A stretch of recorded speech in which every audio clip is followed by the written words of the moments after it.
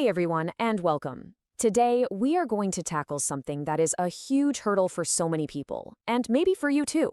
We're talking about that feeling of being totally frozen, just silent with fear, when you have to speak English, and how we can move from that feeling to one of genuine, confident connection. This is about so much more than just words. It's about unlocking a whole new way to interact with the world. So let's jump right in. So, here's our roadmap for today. We're going to break this down into 5 really clear steps. First up, we have to talk about the fear itself, what it is, and how to face it. Then we'll get into the fun stuff, how to make a fantastic first impression. After that, we'll cover how to keep that conversation from dying out. Then, in section 4, we're going to do a deep dive into some super common mistakes and how to fix them so you can sound way more natural. And finally, we'll wrap it all up by focusing on the real prize, connecting with people all over the world. All right, before we learn a single new phrase or practice a single greeting, we have to deal with the elephant in the room. The biggest, tallest wall that every single language learner runs into. The fear of speaking. You know that feeling, right? It's completely universal. You can have a dictionary's worth of words stored in your brain, but if that mental block, that anxiety is in charge, those words just get stuck. That's why getting your mindset right isn't just a nice idea. It is the absolute most critical first step you have to take. I want to kick this section off with this quote from the brilliant Irish writer James Joyce. Mistakes are the portals of discovery. Just let that sink in for a minute. A portal is a doorway, a magical gateway to somewhere new. So a mistake isn't a wall, it's not a failure, it's not a big red X on your report card. It is a doorway. In fact, it's the only way you can discover what works. You have to try, you have to stumble, you have to make the error to find the correction. So let's all agree to reframe this right now. Every single mistake you make isn't a step backward. It's you bravely walking through another door, getting one step closer to fluency. Okay, this gets right to the heart of it, doesn't it? This is the lie, that horrible little voice in our heads that whispers this exact thought. We convince ourselves that if our grammar's a little messy, it's not just a language error, it's a reflection of our intelligence. We're terrified that people will hear our broken English and assume our minds, our ideas, are broken too. This is such a destructive and powerful myth. But here's the truth, and I really want you to take this in. People are so much more interested in what you have to say, in your ideas, your stories, your personality, than they are in whether you use the right preposition. So, how do we fight that lie? Well, we can use a little bit of psychology.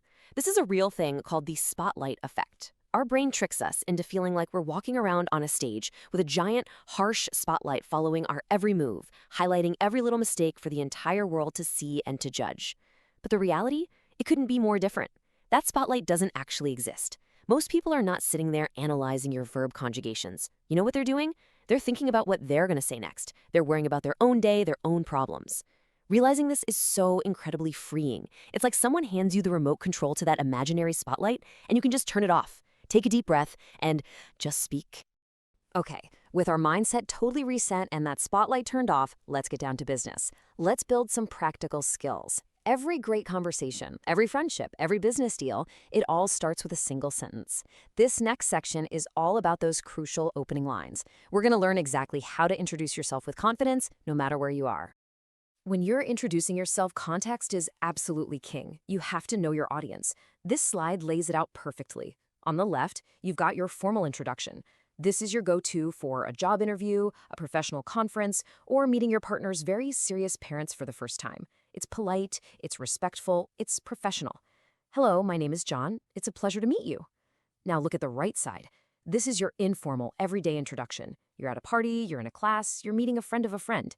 It's much more relaxed and friendly. Hey, I'm Lucas. Nice to meet you. But look at that last line. I'm a student and I love music. That little personal detail is so important. It's not just a fact, it's an invitation. It gives the other person something to connect with, something to ask you about. It's how a real conversation starts. Introducing yourself to one person can be nerve-wracking enough, but walking into a room and introducing yourself to a whole group, yeah, that can feel 10 times more intimidating. But don't worry, there's a super simple 3-step formula that works every time. Step 1, start with a collective greeting. This is you acknowledging the whole room at once. Hello, everyone, or a more casual, hi, guys. Step 2, just state your name clearly and confidently. My name is Anna, or I'm Anna. And now for step 3, and this is the secret sauce, add one little piece of information about yourself. I'm a teacher, or I'm here for the conference. This little nugget of information is what gives people an easy way to start a conversation with you later. It makes you memorable and approachable. So you did it. You made your introduction. Awesome. But now, what? What do you say next to stop that awkward silence from creeping in? This next part is all about building momentum. We're going to look at the tools you need to keep a conversation alive and turn a simple hello into a real, genuine connection. First things first, we need to understand and respect the power of small talk. I know in some cultures it can seem a little superficial, talking about things that don't seem important. But in many English-speaking cultures, small talk is an absolutely essential social tool. It's that light, friendly chat about the weather or the traffic or the terrible coffee in the office. But its purpose is huge. It's how we show we're friendly and open. It's how we build a little bit of trust and rapport. Think of it like building a bridge. You can't just jump to the other side. You have to lay down a few planks first. Small talk is those first few planks that make it possible to cross over to a deeper conversation. So, if small talk is the bridge, what are the planks made of? This slide is your essential blueprint. On the left, in the do column, these are your safe, reliable topics. The weather is a classic for a reason. It's something everyone is experiencing. Hobbies, sports, food, movies, work, school, these are all fantastic ways to find some common ground. Now, on the right, the don't column. These are topics you want to be very careful with, especially when you're just getting to know someone. Politics, religion, money, these are really personal subjects and people have very strong feelings about them. The goal of small talk is to build a comfortable connection, and diving into these topics too early can sometimes create division or discomfort. So, stick to the green light topics on the left, and you'll keep your conversations smooth and positive. Once you've successfully built that bridge of small talk and you feel a comfortable connection, you might be ready to move on to something a little deeper. This is how you get from small talk to real talk. The questions you see here are your secret weapons for making that transition. The key is that they are all open-ended. They can't be answered with a simple yes or no. A question like, "Are you having a good day?" might just get a yes. But a question like, "What do you like to do in your free time?" invites a story. A question like, "Who has had the most influence in your life?" opens the door to a truly meaningful conversation. These are the kinds of questions that show you're genuinely curious, and they're what forge real, memorable connections. All right, let's get into a quick fire round of some small but really common pitfalls. These are the little things that can sometimes make your English sound a bit unnatural or clunky. These aren't about being perfect. Remember, that's not the goal. But mastering these little tweaks will make a huge difference in how fluent and confident you sound. Okay, let's start with an absolute classic. I hear this one all the time, and it's a perfect example of the translation trap. This happens when your amazing brain is thinking in your native language and just translating word for word into English. I am agree. In so many other languages, agreeing is a state of being, an adjective, so it makes perfect sense. But in English, agree is a verb. It's an action word. Just think about it. You wouldn't say I am run, right? You'd say I run. It's the exact same principle. The fix is so beautifully simple. Just drop the am. Instantly, you go from sounding like a learner to sounding so much more natural. I agree with you. Perfect. Now this one, oh, this is the secret code to sounding polite in English, and it is so incredibly important. If you look at the phrase, "give me the pen," grammatically, it's a perfect sentence. There's nothing wrong with it. But socially, it can sound really direct, almost demanding, maybe even a little rude. That's because English speakers use these little words we call softeners all the time to make requests. Instead of a direct command like, "give me," we use a question like, "could you pass me?" Instead of saying, "I want," which can sound a bit childish, we say, "I would like." It's a tiny change in wording, but it makes a universe of difference in tone. The first sounds like an order, the second sounds like a respectful request. This isn't just about being nice, it's about showing respect and building a positive vibe with the person you're talking to. This next tip is going to save you from some potentially embarrassing and definitely confusing mix-ups. The rule is simple, but it is absolutely critical. Adjectives that end in ing are used to describe the thing or the situation that is causing a feeling. So the movie is boring. The book is exciting. The journey is tiring. Now, adjectives that end in ed, those describe your feeling, your internal emotion. Because the movie is boring, you feel bored. Because the book is exciting, you are excited. If you get these mixed up and say, "I am boring," what you're actually saying is that you are a dull person who makes other people feel bored. So remember this simple rule. ing for the thing, ed for the feeling inside of me. Prepositions. The nightmare of just about every English learner on the planet, am I right? They can feel so random. But for prepositions of time, this simple pyramid makes everything so much clearer. Think of it like a funnel, going from the biggest, most general block of time down to the tiniest, most specific point. At the very top, the widest part, we use in for the largest containers of time. Centuries, decades, years, months, seasons. I was born in the 20th century, in 1990, in July. See? Big blocks of time. As we move down the pyramid, it gets narrower, so we use on for more specific, smaller units, days and dates. On Monday, on my birthday, on July 25th. And at the very bottom, the sharpest, most precise point, we use at for exact clock times. At 5 p.m., at midnight, at noon.